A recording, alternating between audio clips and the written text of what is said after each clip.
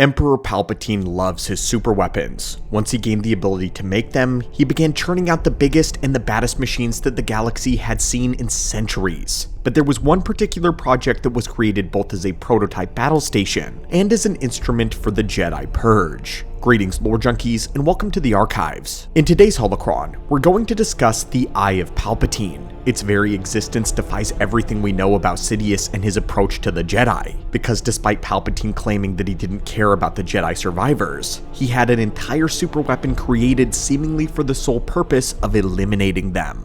As always, we try to keep an eye on the more obscure pieces of lore just like this one. So if obscure lore is something that interests you, then force crush that subscribe button so that you can know when the good stuff rolls out. Now my friends, let's begin. The Eye of Palpatine was created in the year 18 BBY as a proof of concept for a massive battle station that was close to moon size. It was developed by the scientist by the name of Oran Keldor, who also had a hand in the development of the Death Star. The Eye of Palpatine, though, is technically the Empire's very first functional superweapon. The Eye of Palpatine was a dreadnought that was disguised as a massive asteroid. It measured around 19 kilometers, which is just roughly the same size as Vader's Super Star Destroyer the Executor, though the dreadnought predates that ship by nearly 2 decades. Its asteroid design was a specification from Sidious himself, with the official reason being that it was to evade detection by enemy vessels or planets. But in reality, it was to keep its development secret from the Imperial Senate. Not to mention it being hewed from a gargantuan space rock saved millions of credits on material, hence why it was able to be built so quickly. The vessel was something between a warship and a battle moon, with firepower that rivaled and possibly exceeded that of an entire Imperial fleet.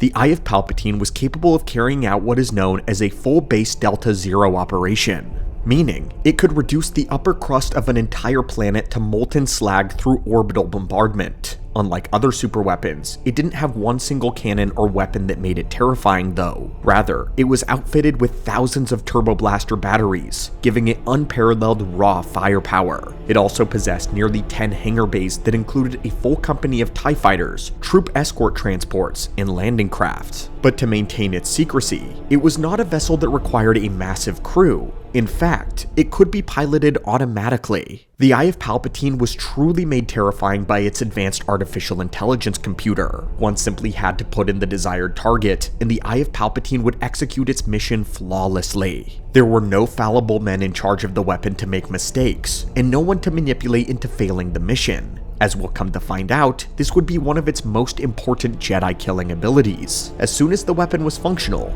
Emperor Palpatine already had a target in mind, a Hoden Jedi Master by the name of Plet, a Jedi who had survived the Purge and had been living on an isolated world of Belsavis for nearly 7 decades. When the Purge occurred, the Jedi Master Plet helped in the rescue and hiding of a large group of younglings, trainees, and even saving a few Jedi Knights. They were potentially the future of the Jedi Order's survival, and so they were called the Children of the Jedi. There is a rumor that Master Plet had foreseen the Jedi Purge, and so he developed a secret city in the Plowell Rift of Belsavis. This eventually came to be known as Plet's Well, a community for Jedi that had survived the Purge as well as their families in order to survive under the Imperial occupation of the galaxy. Unfortunately, this hopeful dream would turn to darkness when the location of Plet's Well and the Children of the Jedi was leaked to the Emperor. Typically, Palpatine would not concern himself with this. After all, it was Lord Vader's job to root out and destroy the remaining Jedi.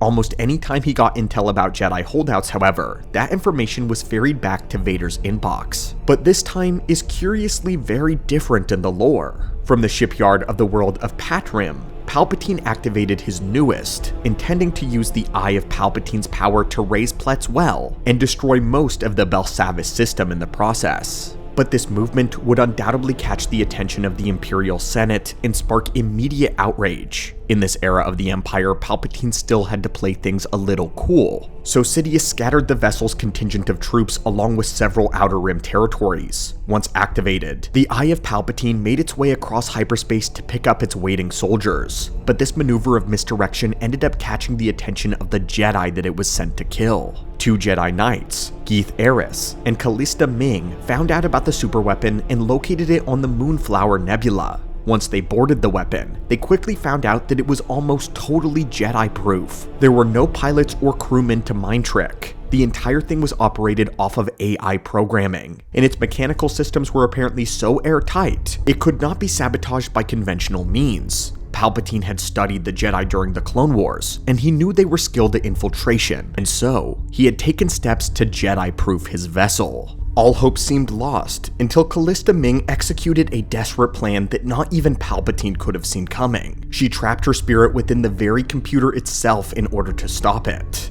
The Eye of Palpatine never reached its destination and was officially rendered missing in action. Out of desperation, Sidious sent bombers to finish the job, but by the time the bombers arrived at Belsavis, the children of the Jedi were nowhere to be found. They had all been evacuated and survived the attempt. For the loss of his new superweapon and for the failure of Belsavis, Palpatine made sure to murder as many people involved as he could. The Eye would not be seen again until the year 12 ABY, long after the Emperor's defeat. Several survivors from the Children of the Jedi would return to see the weapon reach its own conclusion. Roganda Ismarin, one of the Emperor's hands, outfitted her Force-sensitive son, Irek Ismarin, with cybernetic implants that would allow him to dominate any technology that he desired. Both of them had once been a part of the Children, and so they met on Belsavis to summon the Eye of Palpatine. Roganda intended to use the weapon as a claim of legitimacy to the throne of the Empire. However, upon activating the Eye, the AI resumed its original programming, picking up the rest of its troopers, and then destroyed the planet.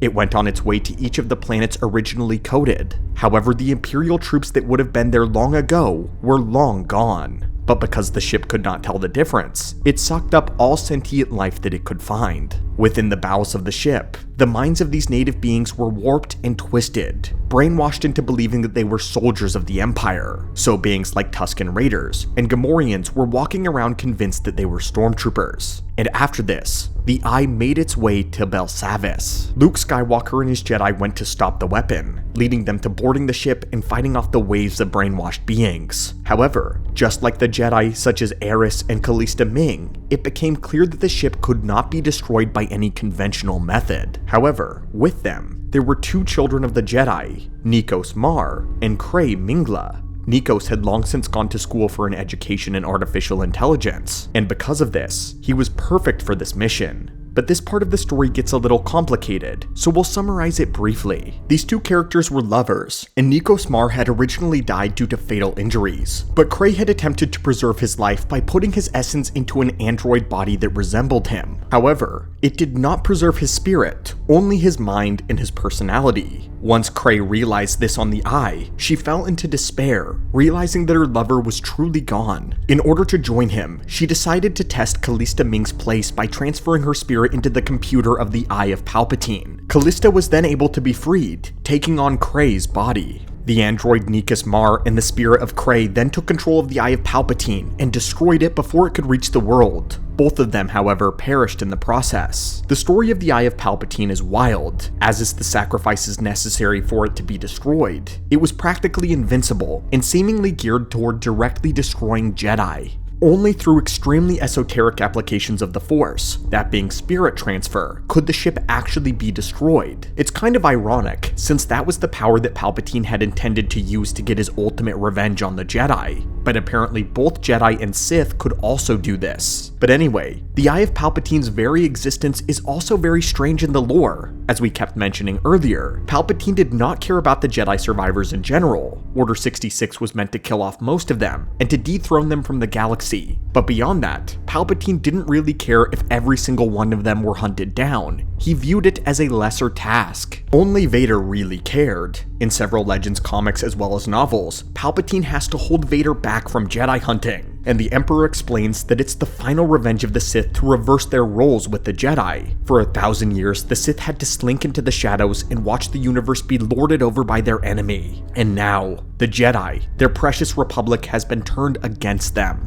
It is their time to be forced into hiding and to watch the Sith rule. This gave Sidious far more satisfaction than seeing their heads on a spike. So although the Emperor kept very high bounties on the Jedi and would kill them opportunistically, that was mostly due to keeping the pressure up. He didn't feel the need to pursue every single one across the ends of the galaxy. This is why it's bizarre that the Eye of Palpatine was ever created. Yes, it could be doubled as a superweapon for military purposes, but it seemed as though Palpatine's main directive for having it created was destroying the children of the Jedi in that secret sect. He was not only enraged that they had failed, but attempted to fulfill its mission by sending a bomber squad to the world of Belsavis. What's even more strange is that all of this happened without him informing or even involving Darth Vader. We're never given direct answers as to why, so we'll have to use what we know and speculate on our own. Our answer is this: unlike other Jedi groups, they were not merely trying to survive. Sidious enjoyed when the Jedi gave up and lost all hope, when they put their lightsabers away and integrated with Imperial society like good little subjects. Broken subjects. But at Plet's well, they were attempting to build a society, a brand new order, somewhere where they could root themselves and grow.